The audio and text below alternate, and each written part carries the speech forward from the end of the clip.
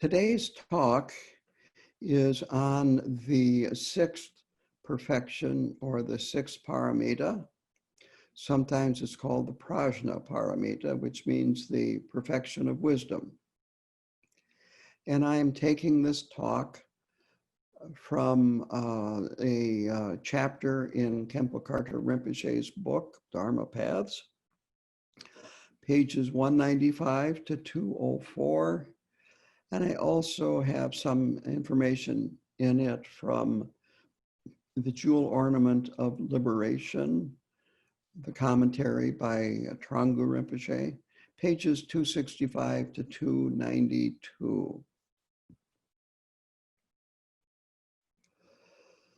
So if we want to free ourselves from cyclic existence, from bondage, from suffering, we have to develop wisdom. There is no way around it. Without wisdom, there is no escape. And what is keeping us locked into cyclic existence or samsara is the three veils. And they are our habitual patterns and mental conditioning. They are our conflicting emotions, our pride, jealousy, desire, ignorance, and anger, as well as greed, that all of these keep us bound in samsara.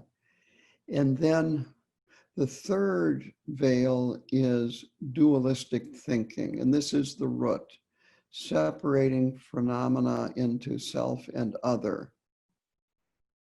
A good, simple word for this is the cognitive obscuration.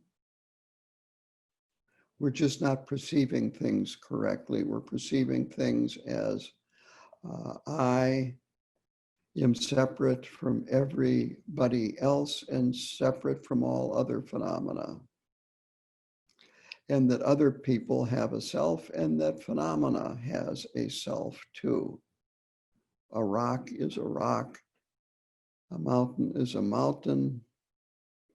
A car is a car, and so forth. So this is about perfecting our knowledge and eliminating this dualistic thinking, the cognitive obscuration.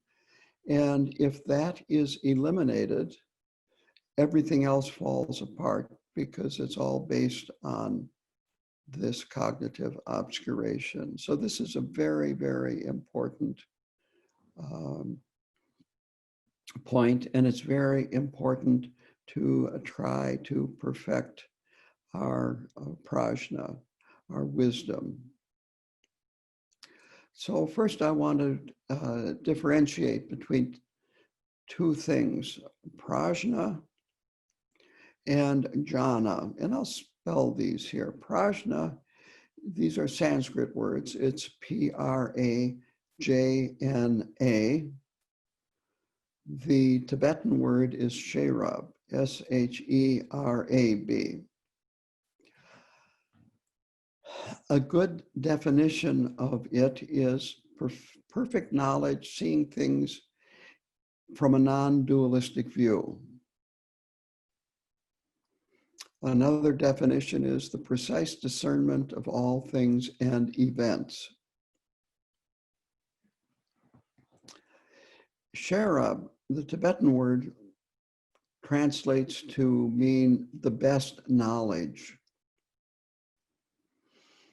And we can kind of sum these up with English words that are frequently used in their place. Wisdom, intelligence, and understanding. Now, jhana, Jnana, is enlightened wisdom that can't be perfected. It is primordial wisdom. It is Buddha nature. It is timeless awareness. So when we're talking about the perfection of wisdom, it is, as I said, the prajna paramita.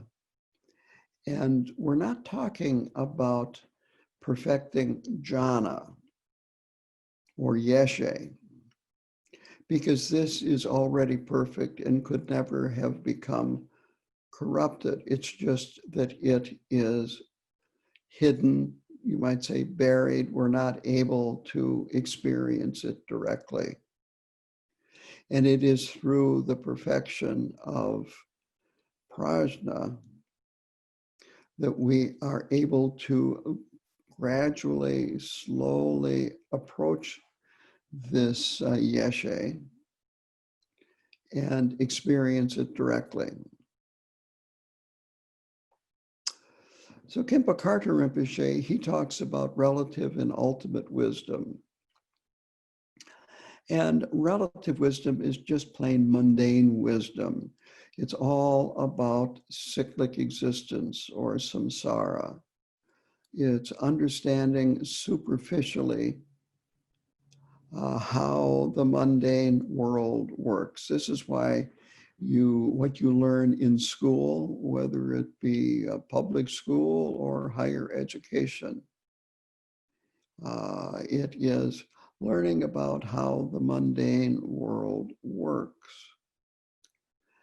And us sentient beings try to use this knowledge to attain happiness, peace, contentment, security, and so forth. The problem is, due to impermanence, it can't last very long. It's always temporary.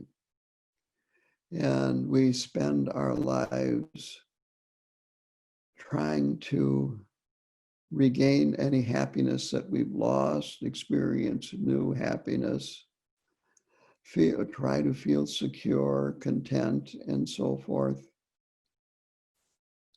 And it just never really works for long if we really look at things clearly. Rinpoche uses the example of a river that you are standing at a river, and if you want to see where it comes from, where its source. In the samsaric world, we kind of go downstream, and the river just keeps getting bigger and bigger and bigger, and then it meets the ocean. And then when you are in the ocean, you can't even differentiate the water that was in the river and the water that was in the ocean. They become inseparable, and the river disappears.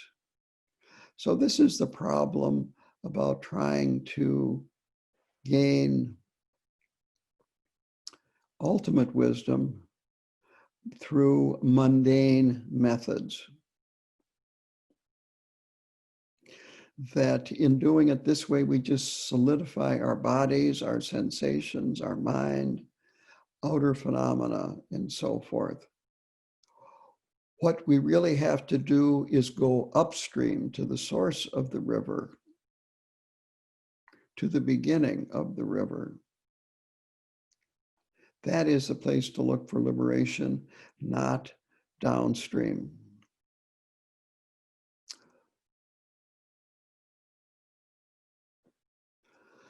And the problem, another problem with this is that we will never understand everything. We will never accomplish everything that we wish to accomplish, no matter how hard we try to understand everything. You can spend your whole life doing that, just studying, going to school, reading, and you will never know everything in the mundane world.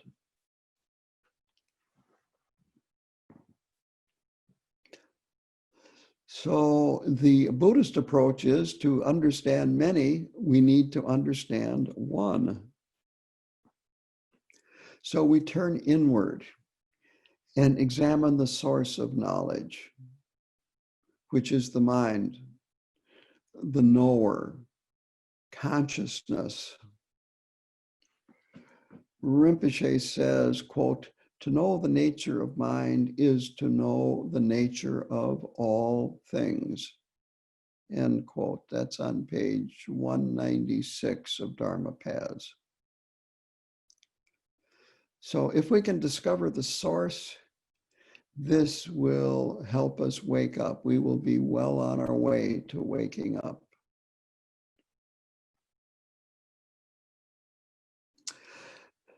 There are actually lots of different uses of the word wisdom. So I'm going to introduce you to three more that Rinpoche mentions in his book, Dharma Paths, and probably you have heard these before. They are the wisdom of listening and hearing, the wisdom of contemplation, and then the wisdom of meditating. Contemplation is intellectual and meditating is experiential.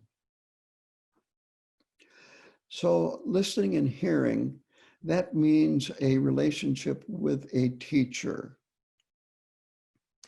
And it is through their teachings and guidance we begin to understand at an intellectual level. We begin to understand how things are. Now, of course, we will be reading other books and hearing things from other teachers as well, but it is extremely important to have a main relationship with one teacher. I have seen this a number of times where a person goes to many different teachers, seeking advice, asking questions, and so on and so forth. And what frequently happens is that they have many teachers giving slightly different answers, and this is standard for lamas. And as a result, they don't listen to any of the teachers. They just listen to the teaching or the advice that they want to follow. And they're just following their own impulses and habitual patterns and so forth. They're not receiving guidance. So you need to have a relationship with a teacher where you're receiving guidance from the teacher. And that involves, and of course, devotion and respect for the teacher.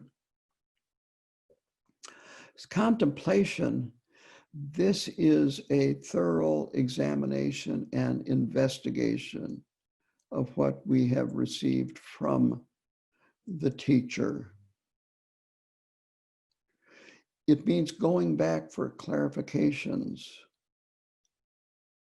asking questions, for instance, after teachings, having personal interviews, and so forth.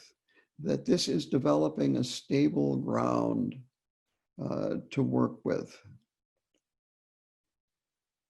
In this way, we develop understanding and we develop confidence in our understanding.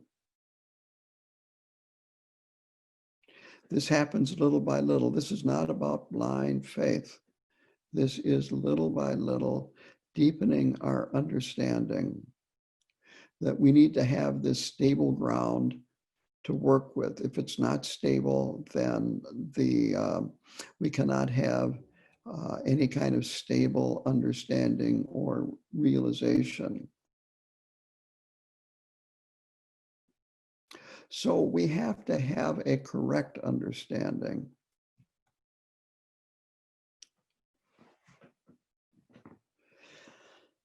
And through this, we do develop our ability to progress along the path and eventually accomplish Buddhahood, and we actually do progress along the path through this second wisdom of contemplation. But again, it is an intellectual process, and it is applying what we have heard and been taught to our own experience, our own examination, and see if it makes sense, if it is true to our own experience and understanding. And if it is, we accept it and apply it. And if it is not, then we go back for further clarification. The last thing you want to do is reject what the teacher says and saying, oh, this could not possibly be. If anything, it is why you don't feel it could possibly be is because of your limited understanding.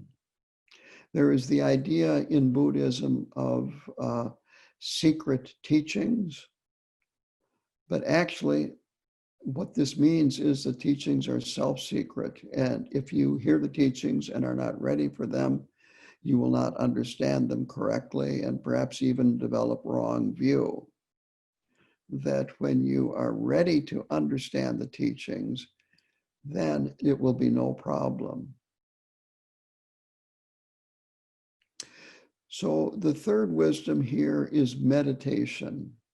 And this is to let the mind rest with the understanding that you have developed through the first two wisdoms. This is direct experience.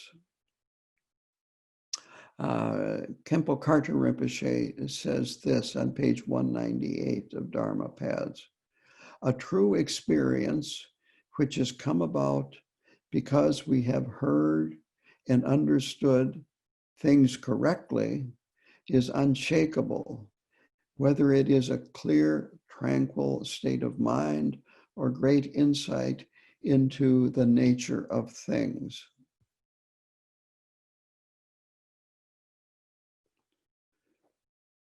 This great insight into the nature of things is very simply emptiness.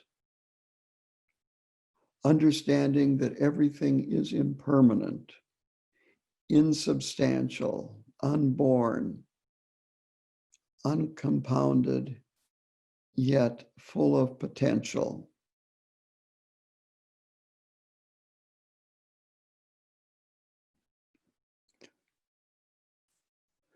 So this is where the development of wisdom, the perfection of wisdom is going, is to this experience of emptiness. To review here a little bit, I want to go over the first 5 paramitas as how they relate to wisdom. Very simply, the first 5 paramitas accumulate merit. They are through our actual actions of body, speech, and mind. So with generosity, the first paramita, we weaken our grasping onto objects and onto self. We develop a deeper ability to give things, to part with objects that we are dear to. And this weakens our habitual patterns, and it weakens our concept of things being solid, both ourself and the objects that we are giving away with generosity. We find that things that we are strongly attached to, maybe we're not quite so attached to them after all and can part with them without regret. Ethics. This weakens our negative habitual patterns, and we develop new patterns and strengthen old positive habits. And what this does, again, it weakens our attachment to things being so solid. It weakens the control our mind has given into of our negative emotional states, our habitual patterns, and so forth. And these positive habitual patterns, they're not seen in the same light as our negative habitual patterns. There's more openness involved. And actually, as we progress along the path, even the positive habitual patterns weaken and are slowly discarded when we start being guided by our inherent wisdom. And of course, one of the habits that we develop and strengthen is that we place more importance on these three wisdoms rather than mundane samsaric wisdom. Patience weakens our attachment to worldly affairs. There are 8 worldly concerns: praise and blame, gain and loss, fame and obscurity,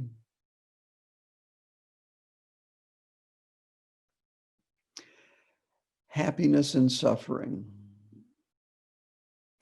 And when we first came to Buddhism, these were pretty much a good part of our lives, being concerned with these sorts of things. With patience, we can again weaken our attachment to these worldly concerns and develop some equanimity.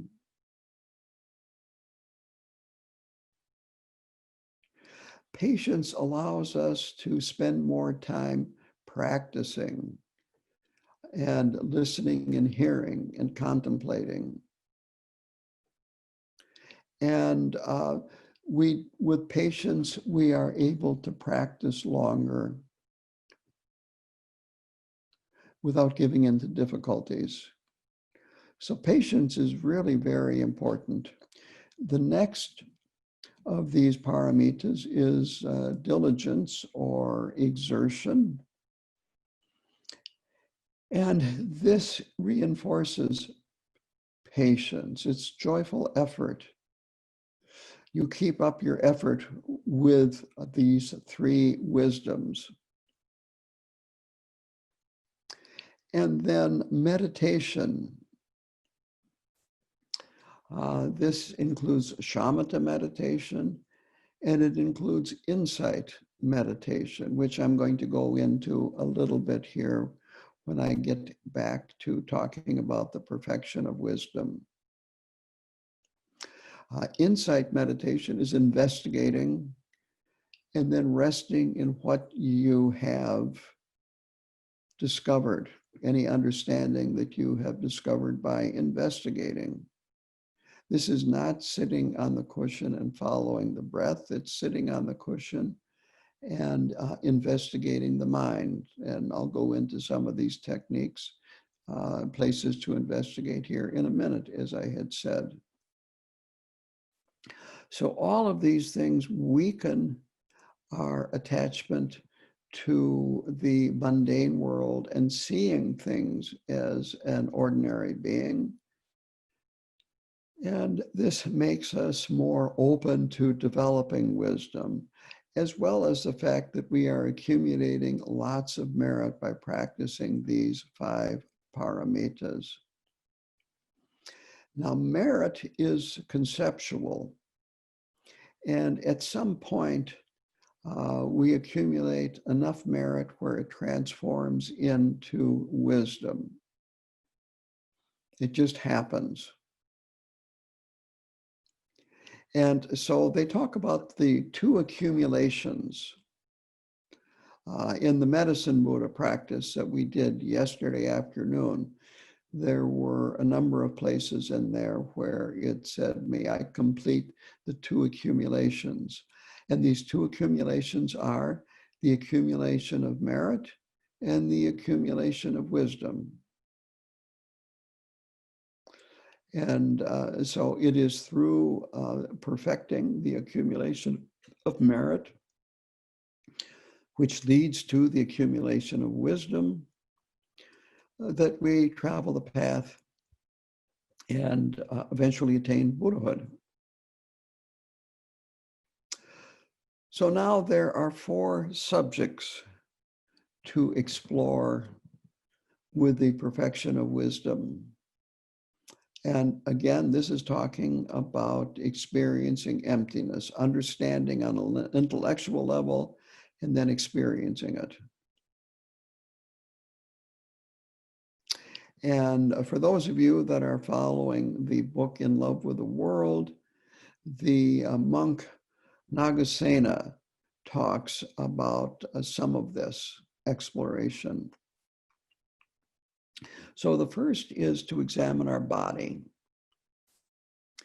And a traditional way to do this is to look at our body as having lots of parts, like a hand.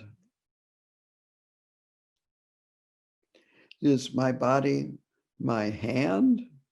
If I would lose my hand, if it was cut off, would I still have a body? Can the body get along without the hand?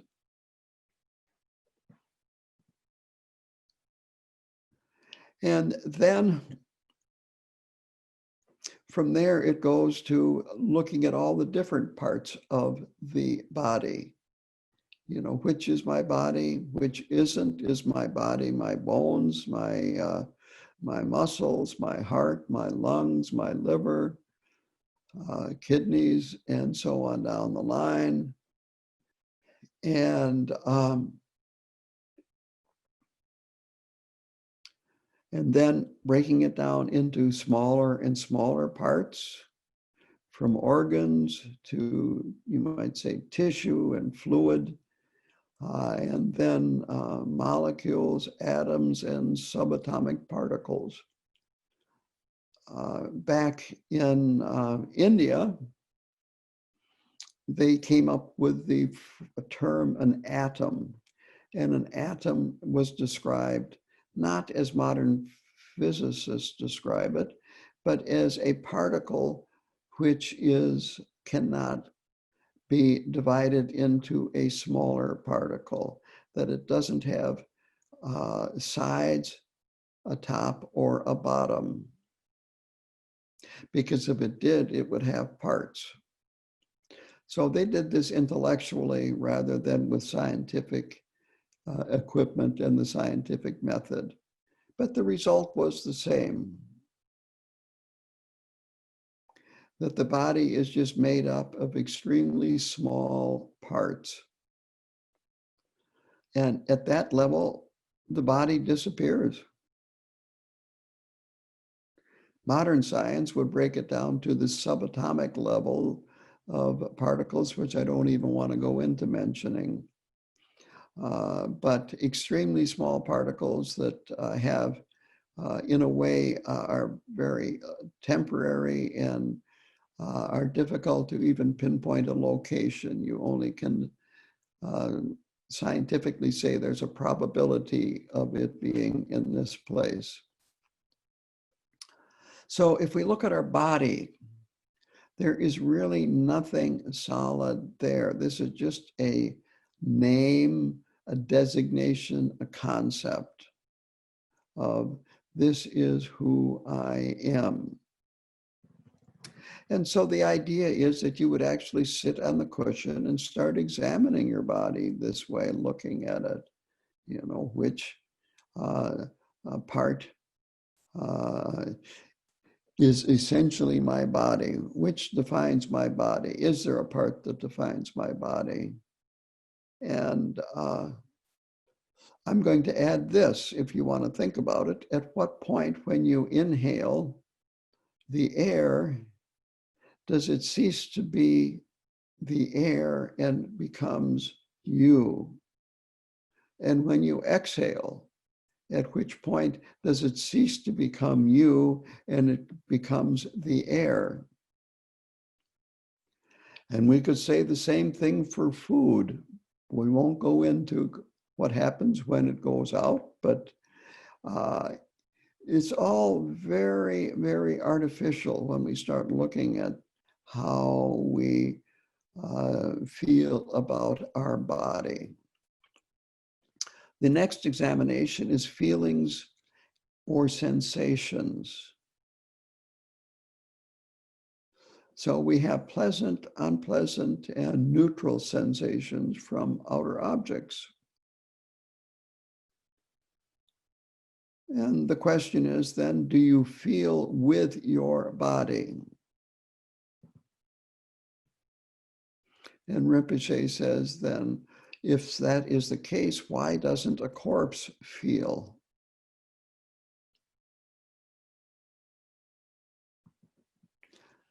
And he asks actually a lot of questions for us to investigate. In fact, if you want to look at this more deeply, read this chapter. But another point that he says is, why do you feel you need a body to feel? And then, is the sensation the object? Is it in the object or is it in you? Is it somewhere else?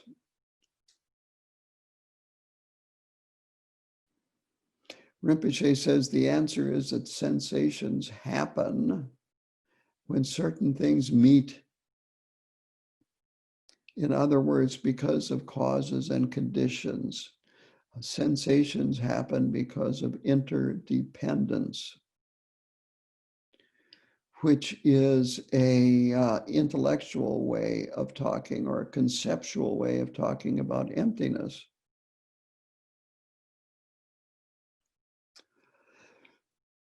The third investigation is investigating mind or consciousness. So this begins by where is the mind? Try to locate it. Is it in your body? Is it in your head? Is it in your heart? Is it in your foot? And you can go through breaking down the various parts of the body and examining, and is it part of the body, this part of the body, that part of the body? And really do this seriously and deeply. Is it, as you break the body down into smaller and smaller parts, is it in the subatomic particles? Is the mind outside the body? Is it in between the body and outer objects? Is it in outer objects?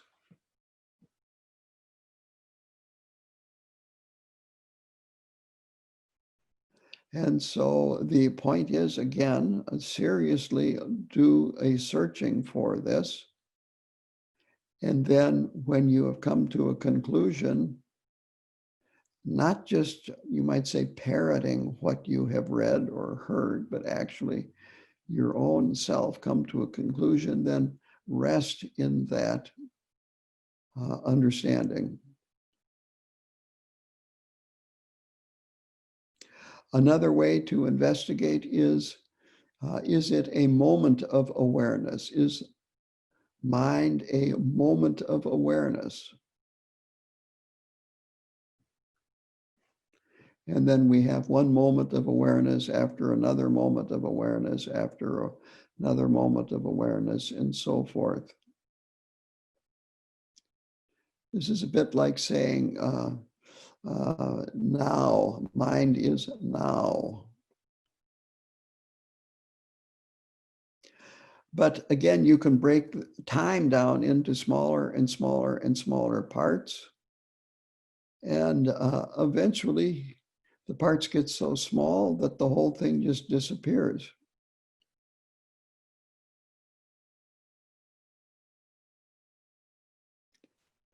Then Rinpoche asks the question, Where there is no mind to know, how can there be something outside to be known?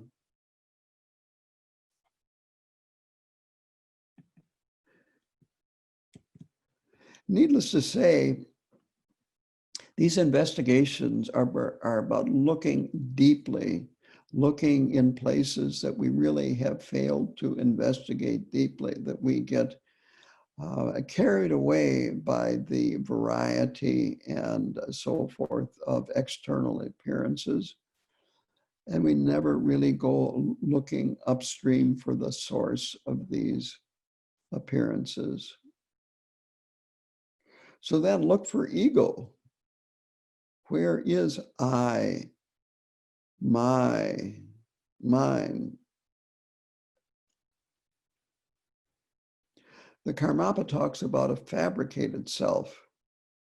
And the idea of a fabricated self is that when we're born, we really do not have much of an idea of a self. We're given a name by our parents. We gradually, you might say, take on that name and feel that is who we are. And as we develop, we get a better idea of who we think we are. Start identifying outer objects like mom and dad, and so on and so forth. And as we get older and grow, we develop stronger ideas of who we are. And much of it comes from the people around us, our parents, our teachers, our siblings, our classmates, what we see on the internet, on television, and so on and so forth. And as we grow and mature and reach adulthood, we have a very different idea of who we are than when we were 3. And hopefully, and probably a little different idea of who we are than when we were 15. That we age, and then as you get towards middle age, you have a slightly different view of yourself in the world, maybe a very different world. Maybe you've gone through a midlife crisis and become a very different person. And then you start getting into retirement and you have a different worldview. And then you get to looking at old age and death, and your view changes then, that there's really nothing here in the self that is lasting, that is solid. Rinpoche says, quote, "When you cannot even find the one who labels, how can there be something that is labeled?" So this is the idea of looking at the mind and consciousness, that we really cannot find a location for it. We cannot find what it looks like. We cannot see it. But yet we experience things. The fourth is the what are called the dharmas, or the phenomenal world. There's a lot of different meanings for dharma, and one of them is the phenomenal world. And here, the teaching is that all phenomena exist interdependently.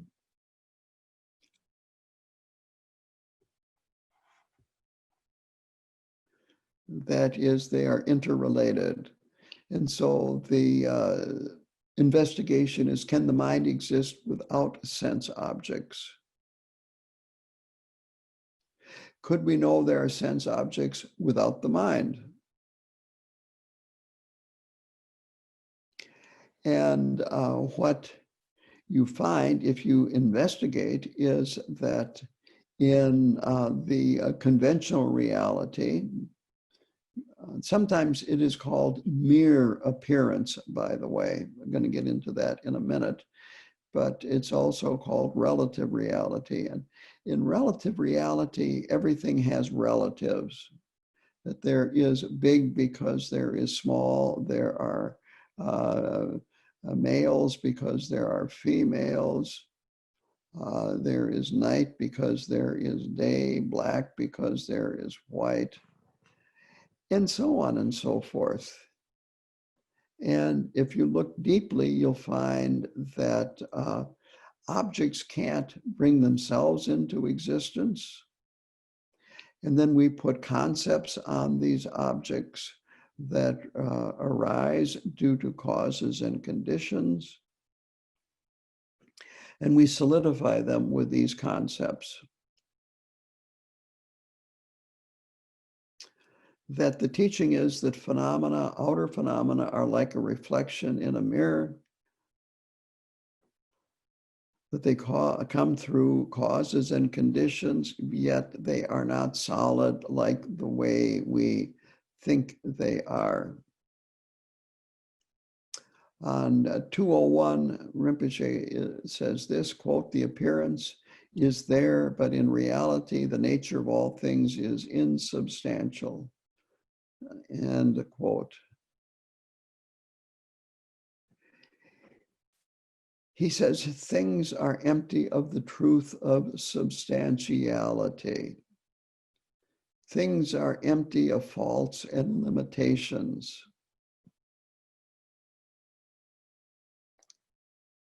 And then he goes to the dream analogy, and this is an extremely common analogy. I know you have all heard this before. But when we are dreaming, everything seems real. And when we wake up, we realize none of it really took place. That we perceive things the way we do because of a long history of confusion, habitual patterns, emotional tendencies, and karma. And we can free ourselves from them. So as we accumulate the three wisdoms,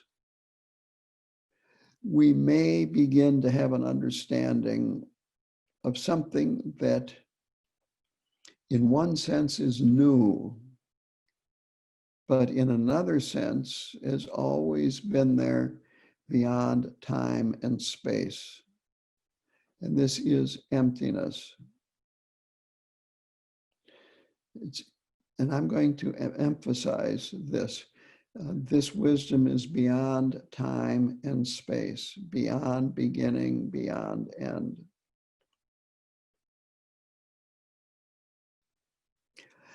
And this can only be understood through insight developed in meditation. To let the mind rest in open, non-referential awareness. And this is not a blank state. Some people, when they meditate, they kind of go into a blank state, which can be very peaceful and so forth, but there's no awareness. This is a clear state of awareness, this open, non-referential awareness.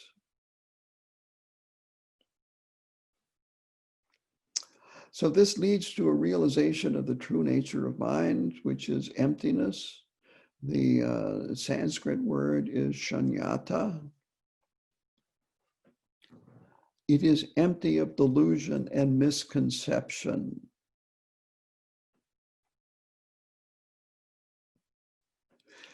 The analogy that is, again, commonly used is the sun and the clouds. The sun is this emptiness, this wisdom mind. The clouds are three veils. And as the three veils are removed, the sun naturally shines through with its self-existing goodness and sanity.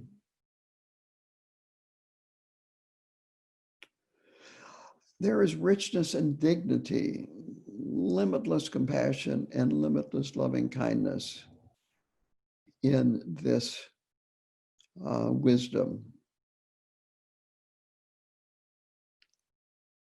We think of ourselves as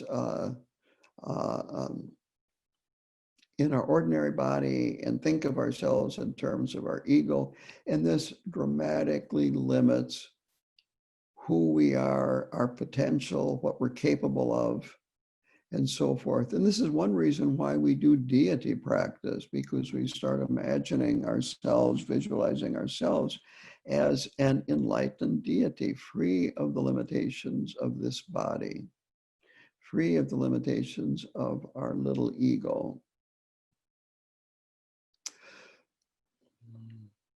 So relative reality is how things appear to confused ordinary beings, fixed, solid, independent.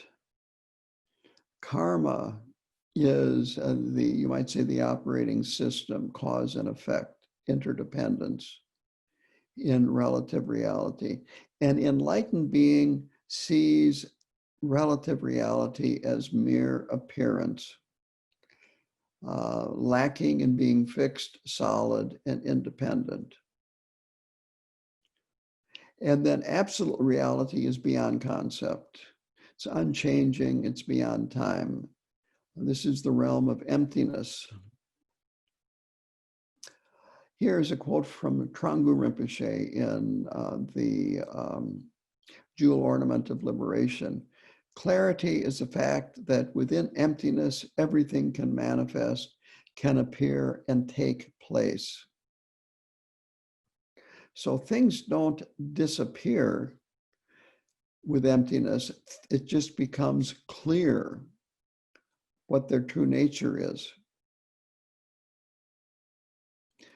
Now, to finish this up, there can be a lot of misunderstandings about emptiness, about, well, it doesn't matter because it's all empty.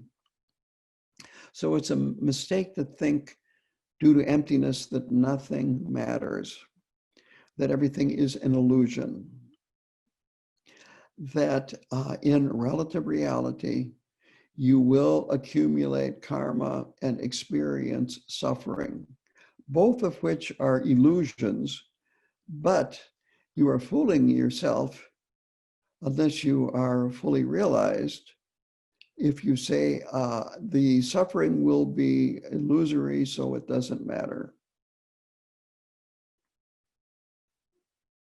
So I'll finish this up with a quote by Padmasambhava.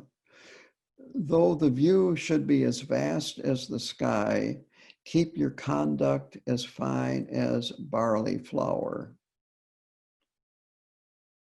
So we have to be careful and